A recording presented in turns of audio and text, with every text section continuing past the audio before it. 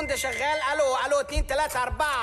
اهلا، مساء الخير، ازيك، عامل ايه؟ انا مبسوط اني معاك في اوضتك. انت منين؟ هلو هلو هلو يا جماعة، وحشتوني بجد وحشتوني. هبدأ باعتذار رسمي عن الاختفاء الفترة اللي فاتت. حقيقي يعني غير مقصود خالص، أتمنى تعذروني إن بسومة كانت تمر بوعكة نفسية. لم تتحسن الأمور بشكل كامل، لم تتحسن تقريبا، مش عارفة. اوكي يعني مش موضوعنا، بس يعني ما كنتش قادرة عامة. المهم، خليني أكلمكم عن الحلقة دي وأرحب بيكم طبعا كالعادة. فأهلا وسهلا ومرحبا بكم في حلقة جديدة، وهي الحلقة 8 من بودكاست صدى ثوب. الحلقة دي يا جماعة غريبة جدا، الحلقة دي غريبة جدا. أنا اكشلي سجلتها مرتين أو 3 قبل الميعاد اللي هي كانت المفروض تنزل فيه. هي المفروض كانت تنزل من أسبوعين، تمام، وسجلتها وقلت خلاص هي هتنزل، وبعدين ما كانش عاجبني اللي أنا عملته، فتم التكاسل ولم تتم الأمور يعني. فالمشكلة اللي كانت بتواجهني في هذه الحلقة يا جماعة إنه أنا من أول السيزون وأنا مش عارفة حلقة 8 هتبقى عن إيه خالص. أنا اتكلمت في 7 حلقات سيزون 1، اتكلمت في 7 حلقات سيزون 2، عاملة حلقة 9، عاملة حلقة 10، حلقة 8 أنا مش عارفة هي إيه. هتقولوا لي طب ما خلاص خدي التوبيك بتاع 9 خليه 8 عادي، خدي التوبيك بتاع 10 خليه 8 عادي. لا سوري معلش، أنا بيبقى فيه ترتيبات معينة في دماغي، فأنا مش بنكروت احنا هو في إيه. لا لا لا لا، مستحيل. احنا دلوقتي بروفيشنال، بنعمل كل حاجة بروفيشنال، كل حاجة مدروسة ومترتبة فمش هينفع. من قبل ما ابدا سيزون 2 وانا يعني كده وانا بحضر بيكون عندي افكار مبدئيه ان هو تمام انا الحلقه دي ممكن اتكلم عن ده. بعدين لما بوصل للحلقه ببدا امسك بقى التوبيك او الهايلايت واحشوف بقى هكتب ايه وهتكلم في ايه وارتب الدنيا ومش عارفه ايه وكل ده. فزي ما قلت لكم انا كنت عطلانه على حلقه 8، عطلانه قوي، اللي هو انا في دماغي فكره بس مش عارفه هل يعني مش عارفه احطها في السياق. طب هل الحلقه كلها تبقى عنها؟ طب ما جايز ما اعرفش اتكلم عن ده، او انا اوريدي في ارت بلوك بجد بشكل عبثي جدا، مش لاقيه كلام اقوله، مش عارفه احط الفكره اللي انا عايزه اتكلم عنها في السياق. طب لو اتكلمت عنها لوحدها هل هعرف اطلع حلقه ولا اعمل لكم ستوري عادي 30 ثانيه وكده؟ فمن هنا لهنا قلت خلاص احنا هنسيبها لله ويلا نفتح المايك واللي ربنا يبعته بقى خير باذن الله وكده. وده يخليني اخدكم اقول لكم ان توبيك الحلقه عن المراعاه. جماعه، المراعاه ده فعل جميل قوي بس ما حدش بيعمله. شكرا، قله قليله بجد الا من رحم ربي.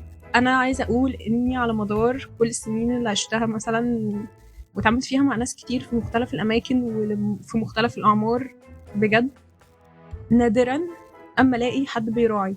مش قادره اقول لكم اسم يعني، مش عشان انا مش عايزه، لا انا بجد ما فيش جاي في دماغي حد دلوقتي، نو اوفنس لحد، بس يا جماعه فعلا ما فيش حد بيراعي اطلاقا، محدش بيراعي بالشكل اللي المفروض يحصل. اكيد في مواقف ما في ناس بتراعي، بس ان الناس تثبت على ده لا. وانا فاهمه ان ما بيبقاش في حاجه ثابته في الحياه، بس ليه الصفات الكويسه ما بتبقاش ثابته؟ دي قصة طبعا تانية وكبيرة جدا، بس بحس ان الناس مش مدركة أهمية المراعاة إطلاقا. محدش وصل له إحساس إن الشخص يبقى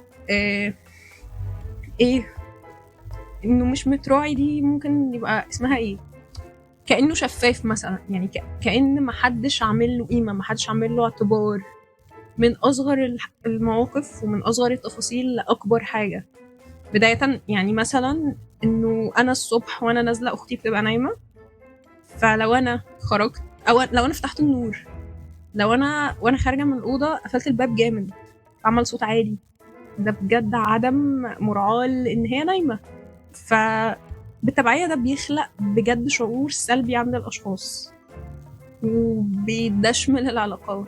انتوا مش متخيلين، جايز هتبقى هي تفصيله صغيره هقول لكم انا بحس ان المراعاه دي بتبقى جايه من شخص بيركز وبياخد باله من التفاصيل بشكل كبير قوي.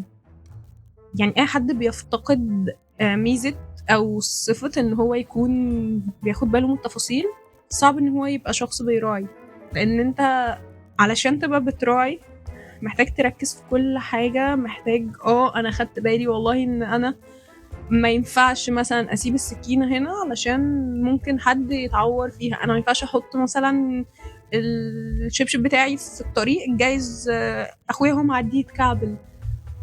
حاجات بسيطه شبه كده لما بتتكرر بقى كل يوم من غير ما ناخد بالنا ومن غير ما نديها attention، الوضع بيكون مستفز، بيكون مستفز ومزعج جدا للناس اللي حوالينا.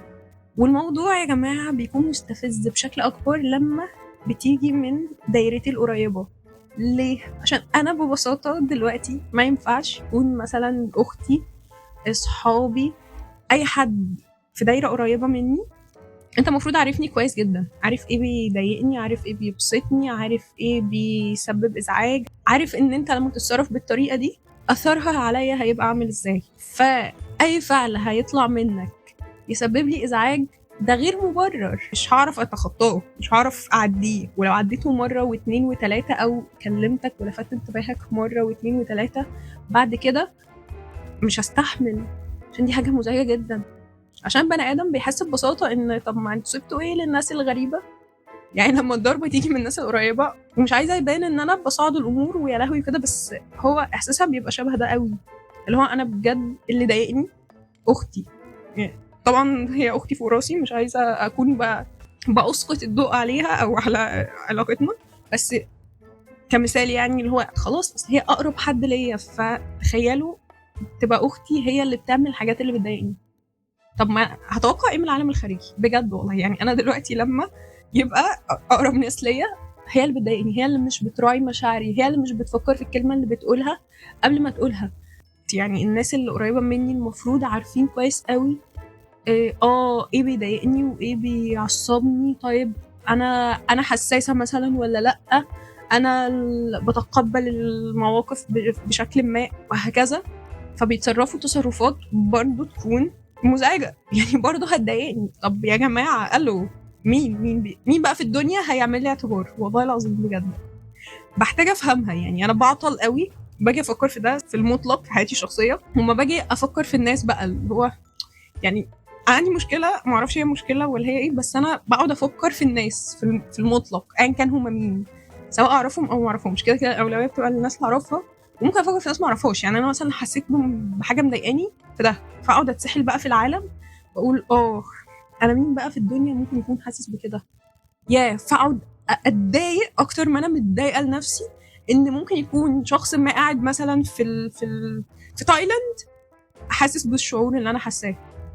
ده بره موضوعنا انا فاهمه، بس يعني انا بفضفض معاكم بقى، انتوا الحلقه دي فضفضه. الحلقه مش سكريبتد خالص طبعا زي ما انتوا واخدين بالكم، فهتعذروا بقى اي تلعثم وعدم ترتيب للافكار والكلام اللي بيطلع وكل ده. احنا عيله بقى في بعضنا، ف اتس اوكي يعني. المهم حوار ان البني ادم بجد فعلا ما بيفكرش قبل ما بيتكلم، ما بيفكرش قبل ما يعمل اي حاجه، ما بيحطش في اعتباره اثر افعاله على الناس اللي حواليه. دي حاجه غريبه، دي حاجه غريبه. هتقولوا لي يا بسومه يعني انتي بتعملي كده؟ انا مش ملاك نازل من السماء، بس انا بحاول يا جماعه اعمل كده على قد ما اقدر. وعايزه اقول حاجه مهمه، انا ما كنتش اعرف ان انا بعمل ده. دي برضو I have to say ده، يعني الكريدت تروح للشخص اللي قال لي بسومه انت شخص بيراعي جدا. انا بجد عمري ما كنت اخد بالي، انا بتصرف بطريقه معينه بيجيش في دماغي يعني مش بفكر انا بتصرف ده ليه، او ده يصنف ايه، او ده يسمى ايه، او انا ليه عملت كده. انا في حاجات معينه انا بعملها بجد من غير ما افكر، بتطلع تلقائيه جدا.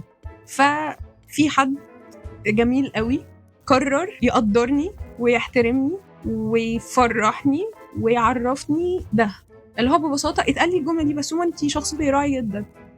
فحسيت انه واو ايه ده، انا مبسوطه قوي ان انا عرفت اوصل للشخص الشعور ده حتى من غير ما انا اكون مدركه ان انا بعمل ده.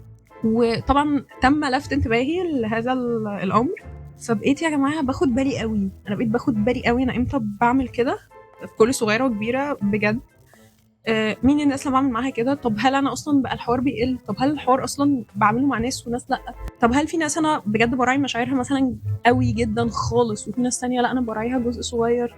طب ده ديبند على ايه؟ طب هل ده غير فيها حاجات؟ بجد بقيت واقفالي على الواحده حرفيا في الموضوع ده، واخده بالي من كل صغيره وكبيره، وحسيت ان الموضوع جميل قوي. ستيل انا مش قصدي خالص امدح فيا، بس انا بجد حسيت ان الموضوع جميل بشكل رهيب. اللي هو الله لو كل حد في الدنيا بيفكر زي ما انا بفكر، الله لو كل حد في الدنيا اختار بإرادته، عشان هو توتالي اختيارك. انت اخترت تفكر في الشخص اللي قدامك، انت اخترت تفكر في الشخص اللي قدامك وتفكر وتهتم بتفاصيله، وتقول لنفسك قبل ما تنطق كلمة ان انا عارف ان الكلمة دي هتضايق، فخدت قرار ان انا مش هقولها.